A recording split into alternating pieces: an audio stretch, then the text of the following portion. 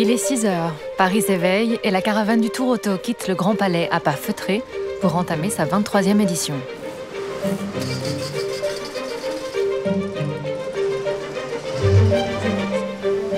Sous les carrosseries étincelantes, les moteurs finement préparés sont impatients de partir à la conquête du bitume.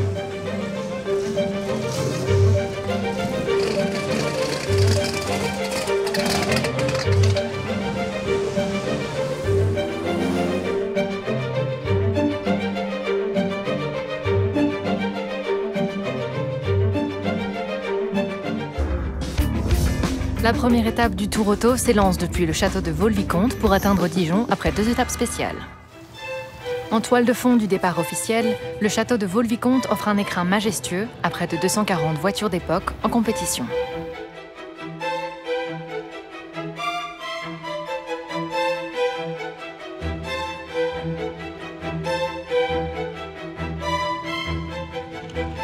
Pour les pilotes, le regroupement à Vaux-le-Vicomte offre aussi un dernier moment de concentration avant de s'élancer dans la compétition. Éric Comas, ancien pilote de F1 et double gagnant du Tour Auto, remet son titre en jeu cette année. Quand on vient faire une course, quelle qu'elle soit, on a toujours l'objectif de gagner, mais c'est vrai que l'important, c'est surtout la convivialité qu'il y a autour de cet événement, prendre beaucoup de plaisir, être à l'arrivée, parce que c'est vrai que ce sont quand même des voitures anciennes, donc on est tous toujours un petit peu inquiets par rapport à la fiabilité de nos voitures respectives. Parmi les adversaires de Comas, on trouve l'ingénieur et pilote allemand Jürgen Barth. La carrière de l'ancien vainqueur des 24 heures du Mans reste intimement liée à celle de la marque allemande Porsche. Non, le Porsche, c'est une voiture où tu peux faire bien de circuit et bien l'épreuve spéciale. Le Lancia, par exemple, il est un petit peu moins bien pour le circuit et on va voir comme ça, avec l'ensemble de Porsche, nous peuvent peut-être gagner. On va voir.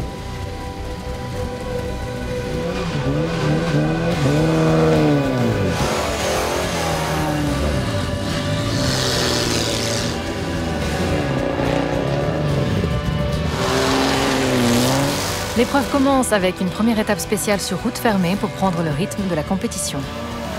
Départ à Voisines près de Sens pour un pur moment de plaisir qui offre également de vrais challenges techniques.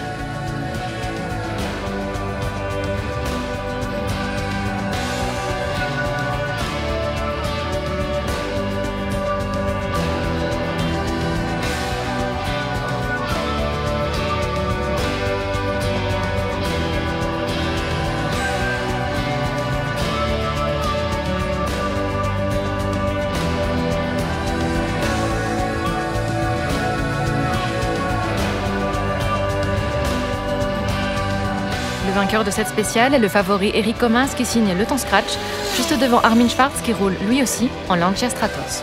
J'ai pris l'avantage de 4 petites secondes sur lui, donc voilà, le duel est annoncé.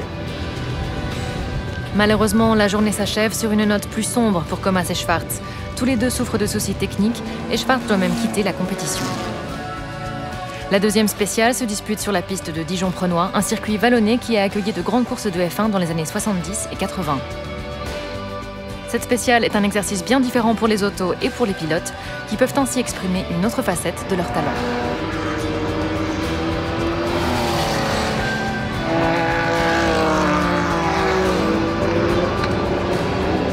Mercredi 9 avril, le Tour Auto continuera son avancée à travers les paysages de l'Est de la France, avec une deuxième étape entre Dijon et Mulhouse.